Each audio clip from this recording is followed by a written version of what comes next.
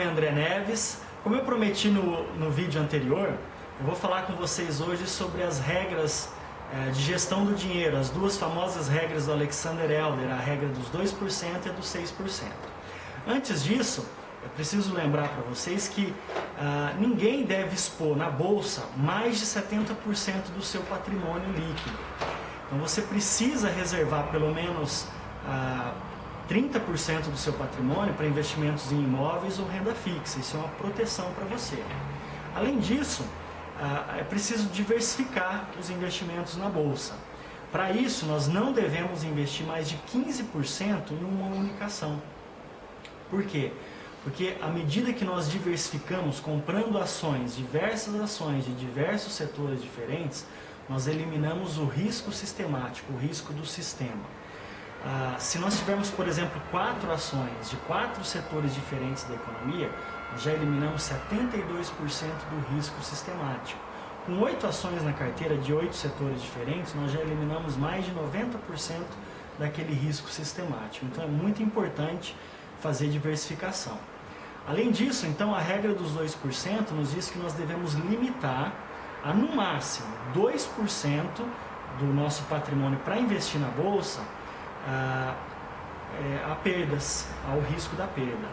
E no máximo 6% no total das operações. Como isso funciona? No início do mês você precisa calcular o valor que você tem disponível para operações em bolsa. Calculado esse valor, você vai calcular quanto é 2%. Por exemplo, se você tem 100 mil reais para investir na bolsa, 2% são 2 mil reais. Esse é o risco máximo que você pode sofrer em uma única operação. Então 2% é o risco máximo. Então, na hora de entrar na operação, você já precisa definir o seu ponto de entrada e o seu stop. Se o seu stop lhe permite entrar nessa operação com um risco máximo de 2%, você entra. Se não permite, você tem que procurar uma outra ação. E a regra dos 6%, o que ela diz? Ela diz o seguinte: caso você já entrou nessa operação com 2% de risco, você pode entrar em mais 2 operações com 2% de risco cada, perfazendo um total de 6% de risco total na sua carteira naquele mês. Ou seja, você está se preservando o seu patrimônio, de forma que você não perca em um único mês mais do que 6% do seu patrimônio.